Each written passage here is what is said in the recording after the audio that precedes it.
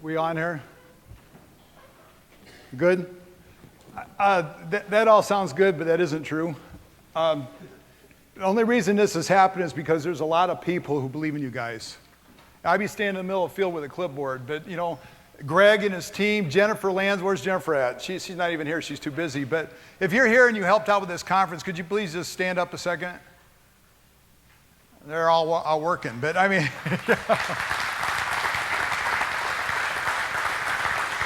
we live in an extraordinary community, and there's people from all over who have poured lavishly in this weekend. For those of you from out of town here, this is one of many events, and Governor Mike Pence made a declaration. This is a proclamation for Peace Officers Appreciation Week in the state of Indiana. And so you guys are officially in a state recognized celebration. I'd like to read it to you. This is State of Indiana Executive Department, Executive Proclamation. To all whom these presents comes greetings, whereas law enforcement officers play an invaluable role in maintaining peace and order in our society. And whereas officers willingly place their lives at risk daily for the well-being of others. And whereas those honorably serving provide positive role models that are worthy of emulation. And whereas law enforcement families make great personal sacrifice to enable this service. Now therefore, I, Michael R. Pence, Governor of the state of Indiana, do hereby proclaim September 26th through October 2nd, 2016 as Peace Officers Appreciation Week in the state of Indiana, and invite all citizens to duly note this occasion. So you guys, this is for you, okay? This whole thing is a bunch of people trying to honor you because you're doing something in a time right now where I don't even think you understand the importance of what you're doing, maybe. And so please, we want this to be a day to encourage you like no other. And so we're gonna do everything we can. Also tonight, for those of you around the area, there's a special family comedian thing. It's for law enforcement and law enforcement only supporters crowd. It's hosted by a church right down the road at First Baptist. Just because it's a church, don't freak out. They just give us a free venue. So when you're looking to finance stuff, that's important. And also, tomorrow we have the 22nd Annual Peace Officers Appreciation Day. So we have knife throwing, tomahawk throwing, battle axe throwing, spear chucking, longbow shooting, rifles, pistols, cans, machine guns, skeet. We got helicopters, ultralight, zip lines, all the food you can eat, $6,000 worth of bounce houses and crazy stuff for your kids, and rain, snow, sleet, or shine, or hailstorms, we're gonna be there. Okay, and it's for you guys, so you get a chance, 11 o'clock. We got a dude who went out and actually shot an elk. He bought the elk, and he's a gourmet chef. He shot the elk, he processed the whole thing, and then he's doing gourmet elk stuff. And we got chefs that are coming in making all kinds of exotic stuff. So it's, we can give you more information if we don't have the packets, but once again, it's a part of this weekend, and so we appreciate you. I want, dealing with cops all the time, I want you to know what this conference is and isn't. Because if I don't give you the information, some of you are going to read stuff into it. Okay? I'm unapologetically a Christian, okay? But I would never shove anything down your throat. And I want you to know right now, there's no one who's going to do this. But we want to talk about a couple things because I believe I'd like to share with you, and don't freak out on me. Just give me a chance here, okay? Because some of you are going to go off the rails here in a second. All right? And if you just give me a chance, you'll see that I'm respectful and I'm not trying to do anything. I'm trying to, out of love, prepare you to understand what's going on right now and why it's going on and the significant role you play in this whole adventure. Okay, I want you to look at this is just a couple Bible verses. And once again, I want you to look at the terminology. I'm just illustrating this to help you see the significance of your job. I'm not going to be preaching at you or anything, okay? Okay, look what the words say here. It says, the day will not come, Christ will until the rebellion occurs in the man of lawlessness. I want you to look at the terminology. That's the main thing I want you to focus on. It says that there's going to be a time coming where the rebellion is going to occur and the man of lawlessness is going to be revealed. And I got news for you. Lawlessness and law enforcement are on a collision course right now. And it's different than any time I've ever seen. There's a different spirit about it, and you have to understand. I want you to look at this one. I saw the souls that were beheaded because they're testimony for Jesus. Once again, just the beheading aspect. For those of us who have been around for a while, 15 years ago, beheadings weren't really an issue. And you look right now, it's a mainstream practice, and it's interesting. Nation, ethnos, is the Greek word. The New Testament was written in Koine Greek. Ethnos will rise against ethnos, ethnic group against ethnic group. That there are going to be those who try to come in and stir social unrest or racial unrest to the point where it's at a boiling point. And so I'm looking at this right now, and my heart breaks because I feel like you guys are the frontline warriors called to do something about it. And my passion right now is because you can feel it. I know a lot of you from all over the country. You can feel something's coming. You can feel it down inside. And you guys are going to be called to pick up the pieces of a world gone mad. And I just want today, our hope is to try to help you to see. We brought in some of the top warriors around the country to share what it looked like in the middle of the hardest situations. When it's 11:59, it looked like it's an impossibility. And the difference it made, knowing that there's a God up in heaven in some of the stories. And no one's going to push anything down your throat, but they're going to share something with you. But before I do that, I want to ask you something. We are in the land of the free, home of the brave. And what is freedom? You know, we talk about fighting overseas. We do everything else. We talk about the 4th of July. What is freedom? And where would I go to find out what freedom is? I mean, who can give me a working definition of freedom? Anybody? Don't, this is, you can. Interactive. It's what? Interactive. No. It's interactive. Okay. Oh, he's saying that we're supposed to interact. Okay. You know what number one answer I get? It's the ability to do what I want. And my question is, what's anarchy? See, we've bought a false bill of goods in this nation. Okay? And the question is, where would I find out where freedom is? Where would I find out? I want you to look at a quote here, just to give an illustration here. Edmund Burke. Okay? Edmund Burke was a British statesman around the same time that the United States, the founding of the nation. And Edmund Burke said this. He said, men are qualified for civil liberty in exact proportion of their disposition to put moral chains upon their own appetites. He says, society cannot exist unless a controlling power upon will and appetite be placed somewhere, and the less there is within, the more there must be without. He says, it ordained in the eternal constitution of things, the men of intemperate minds cannot be free. Their passions form their fetters. And what he said was basically this, is this great experiment called America had a foundational premise that it was built upon self-governance. That you had people who had a moral foundation, who did the right thing in their responsibilities to their fellow man. And to the degree that we did that, we didn't need outside laws containing their wayward behavior. But as man becomes more and more lawless inside, as they choose to not do the right thing inside and exploit their neighbors and vilify them and kill them and do all this stuff, that's where your role comes in. So we're at a time in history where, we've lost our moorings. Next slide. I want you to look at this, what George Washington said, founding father. Of all the dispositions and habits that lead to political prosperity, religion and morality are indispensable supports. In vain would that man claim the tribute of patriotism who should labor to subvert these pillars of human happiness, these firmest props of duties and men and citizens. So you look at right there, that whole element there. It's not the government's job to do that, okay? That's the church's job, so I'm not pushing that. What I'm saying is you're picking up the pieces because men's hearts at one time had a standard to live by. Next slide. And look right here. This is just one illustration, Updegraft versus the Commonwealth. Back at the beginning of this country, we didn't have Supreme Court decisions. It was a lot state-based, and it wasn't until later on in 1800s where we started really getting Supreme Court decisions because of a number of reasons. But look what they said in the Supreme Court state of Pennsylvania, 1824. Christianity, general Christianity is and has always been a part of the common law. Not Christianity founded on any particular religious tenets, not Christianity with the established church, but Christianity with liberty of conscience to all men. This is the Christianity of the common law. So we had a foundation in this nation because the understanding is when people went out and had a moral standard that was taught to them at home, taught to them at schools, taught to them at church, then you as a cop didn't have to deal with them near as bad as when they reject that, they become lawless in their hearts and they start spazzing, going crazy. And so basically this whole thing is this. At once upon a time for this great thing called freedom, freedom is the ability to do what's right, my responsibility to you. Freedom is the ability to sit here at every given point to try to do the honoring thing to you. It's not to do anything I want. But you have that, please help me to do the right thing. But we have bondage, we have a give me culture. That the heart of Christianity said it was basically this, that you're born self-centered, your whole gravitation and fixations toward you, and that everything you want to do is to lie, kill, exploit, do whatever else to your neighbor. And what it takes, hit it again. What it takes to contain that is outside forces that deal with that stuff. And that's where you come in. When people are lawless on the inside, you have a mandate. And so there's a Bible verse that just illustrates, and this is your bread and butter. All I'm trying to do is help you to see what you already know. And it says, what causes fights and quarrels among you? Don't they come from your desires of battle within you? You want something, but you don't get it. You kill and you covet, but you cannot have what you want. You quarrel and fight, and you do not have because you do not ask God. And when you ask, you do not receive because you ask with the wrong motives, that you may spend what you get on your own pleasures.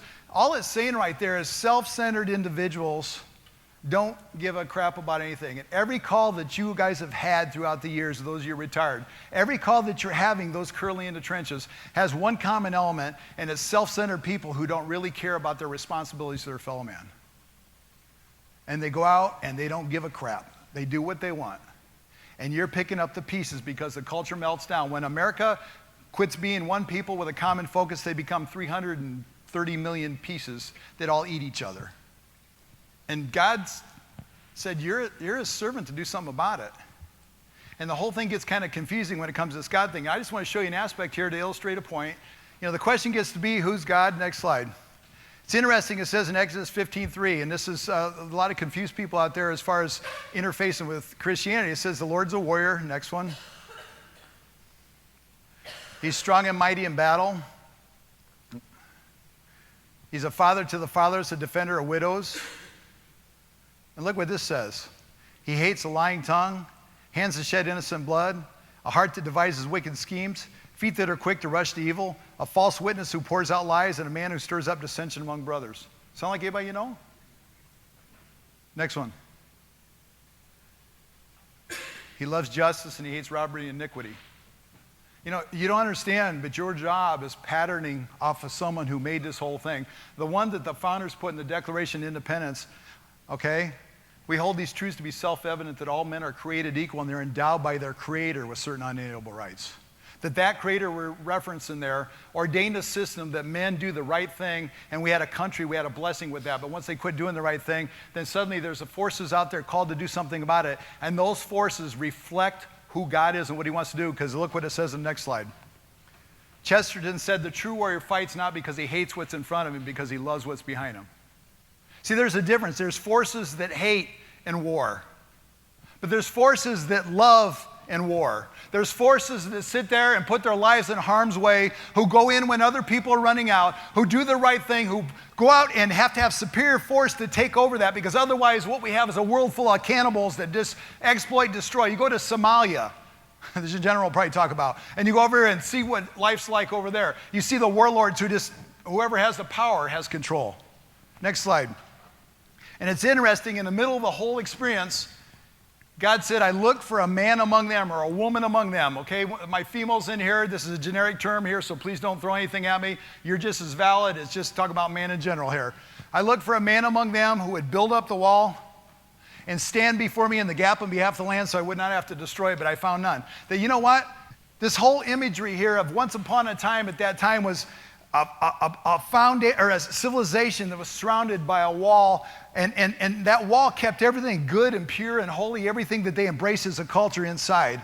And the forces that sought to destroy that culture would be on the outside. And there's a unique group of people, a unique group of men and women who are called to do something no one else was called to do. Their job was to walk that wall. Their job was to sit there and be vigilant to look in the darkness, because they understood the threat. They knew what could happen.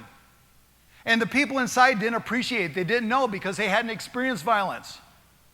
And so it's an ordained calling, because what happens when evil attacks is they would sit there and breach the wall. And when they tore that wall down, all the forces of hell would come through there. And God said he looked for a man among them, a woman among them, who would run in when everybody else is running out. And that's you guys. You guys have a divine calling to go in there and to run in when others are running out. But notice there's a two-pronged thing there, to stand in the gap and fight and to build the wall up. There's a two-pronged thing in Romans chapter 13. He's God's servant to do you good and to punish the evildoer. That to do everything I can, you have a force continuum where I try to bless, encourage, admonish you to do the right thing. And if I have to in this end, I kill your butt because you made the choice. And that's all God. That whole thing's God. And I want you to know right now, it's okay. It's okay to be a kick-butt warrior. It's okay to be someone who's out there standing right now. It's okay to go out there when they don't understand in the culture, and you got to take on the forces of darkness that are trying to kill us off. It's okay. And not only is it okay, there's a God up in heaven who ordained your work, and he wants to encourage you. He wants you to stand valiantly, and he wants you to go out there and do what his bidding was, is to go out there and make a difference and plug the hole. But the problem gets to be in this whole sport is there's a cost for doing business. There's a cost for doing business. The last reliable statistics we have, and police are all over the place, but Badge of Life has they did a big study in 2012. They're getting ready to do a new one this year. But we had 2.6 times as many cops killed themselves as died from felonious gunfire. We have a 75% divorce rate conservatively. Okay, we have 12 to 15% or 15 to 8%, depends on whose statistics you use, that suffer some kind of PTSD. And I'm telling you right now, a big part of that is because we try to do it ourselves. And my question gets to be, has your firearms training helped offset those statistics?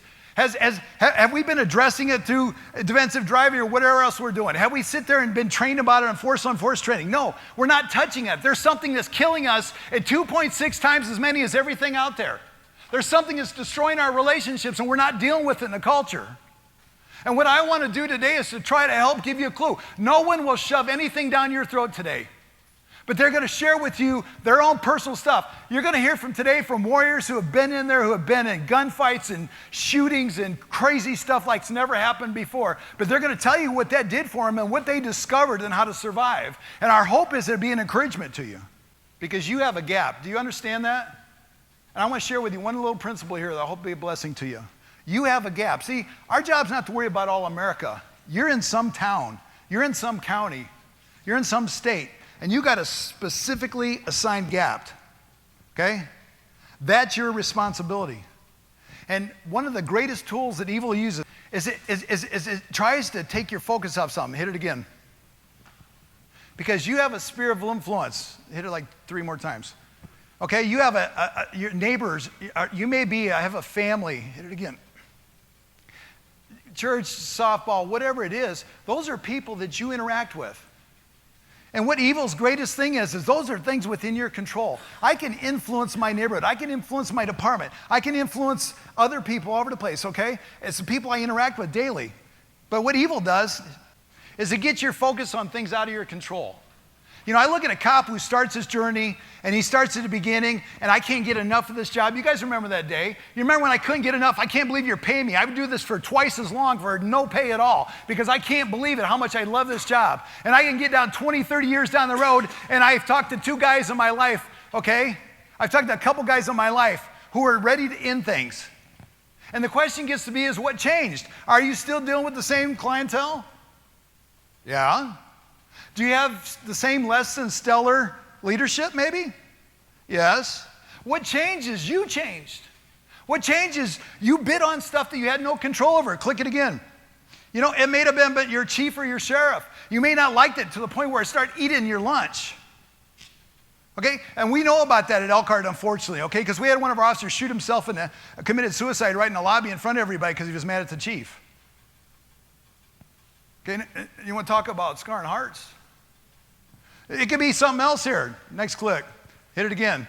We can look at the president and what's going on. We can look at some injustice happen. But at the end of the day, the number one tool of evil is to get you focused on something you have no control over until it affects the things you do. Hit it again. And what happens when that happens? And I apologize for the slide thing. I tried it before the whole thing and it was working fine. Click again. Click it again. Pardon? Yeah. Yeah. I love you too. You guys are hard. It's a hard crowd, man. Good thing I'm resilient. But at the end of the day, what happens is your sphere of influence diminishes. And that keeps happening to the point where you're a chronic complainer who's doing no good at all. But there's a different principle at work. The reality gets to be is if I'm faithful in little things, I'll be faithful in much. Right? And so what I want to encourage you is the fact that, notice what this verse says, and once again, I'm going to close with this. If anyone serves, he should do it in the strength God provides. We're in a day in history right now, okay? And I'm sorry, but it's my firm conviction that the coming days are a no-win situation for law enforcement. They're a no-win situation because if Hillary Clinton wins, everything we've held dear, everything we've held on, the Constitution itself, okay, is going to be shredded. And you're going to have to pick up the pieces. And if Donald Trump wins, the Black Lives Matter, they just got $100 million from the Ford Foundation indirectly, and a number of things, and they're going to torch America if they can. And we're in a time coming up here right now where you guys are frontline defenders. I'm a United States Marine. I love my country. I've done everything in my power to try to make a difference in my country. And there's been 7 million people who have shed their blood so that we could be here today.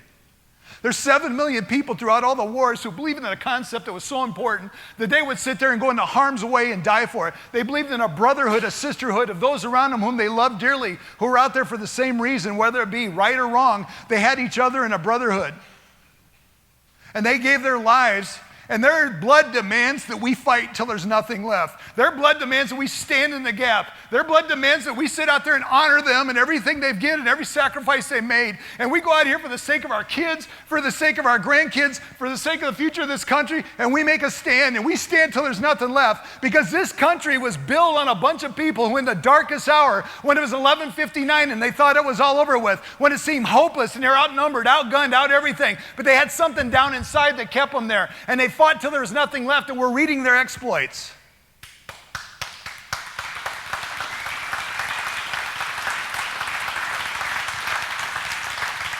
And God said a couple things. Jeremiah chapter 5, verse 1, he said this, go up and down the streets of Jerusalem. If you can find but one man who deals honestly with truth, I'll forgive this city. One man, one woman, dealing with the truth. Getting their focus on who's in charge of this mess. Because at the end of the day, you work for God, and you're not going to get the public's affection, because the public, well, I take that back. There's a lot of people that are silent that love you guys dearly. You come tomorrow and see what happens. You'll be blessed like you've never seen, okay? But the riffraff is busy making the squawk and all that stuff, okay? And I can say this because I get the chief in trouble, and I apologize, chief. but the people are doing the squawking right now, okay? You're not gonna get their favor, because the reason this happened is because they've lost this sense of responsibility to their fellow man. They think everything's a silver spoon, should be fed to them, and we owe them everything. That's not the way this country is founded. It was about individual responsibility, and the thing called freedom was responsibility-based. You have rights and rules and stuff, but they're either establish justice, ensure domestic tranquility, provide for the common defense, promote the general welfare, or secure the blessings of liberty. But if they're not doing one of those things, then they're not really constitutional rights, because it's your obligation to the whole of America that counts. And every decision we make at the center of Christianity is the fact that I'm supposed to be other-oriented. I'm supposed to care about others. And you guys exemplify that in a beautiful way, okay? And I just want you to know there's a God up in heaven who wants to empower you, encourage you. And I pray today you're refreshed in a wonderful way. And we love you dearly. And I just want to thank you from the bottom of my heart. I'm in the trenches full-time as a law enforcement chaplain. Okay? And for those of you who may hear this recording, I'm not on the payroll there. So if I get a little loose, the chief doesn't, he's trying to rein me in, okay? And the fact gets to be is I got people in this community who support me because they believe in what I'm doing.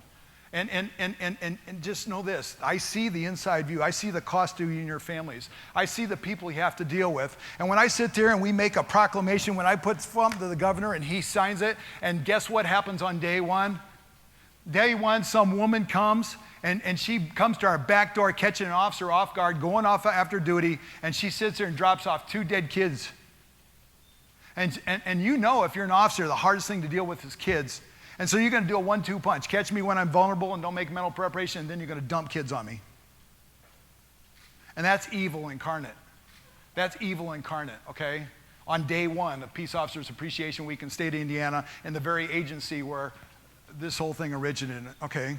And I'm telling you right now, we're fighting a spiritual battle, but there's one who's greater than all of that. And he wants to empower you. He wants to give you victory, and he wants you to stand strong. So you guys be encouraged. Know that you're on a divine mission. Know that you got a bunch of people that love you here in northern Indiana, and it's a team here all over. It isn't Jim Bontrager or anything. It's a whole bunch of hardworking people who believe in you, want to love you, support you and your families. And I read the last chapter, we win, and they can't mess it up, man. And I'm telling you what, until then, man, I'm going to go out swinging.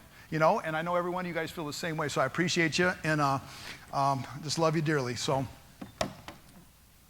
that is all.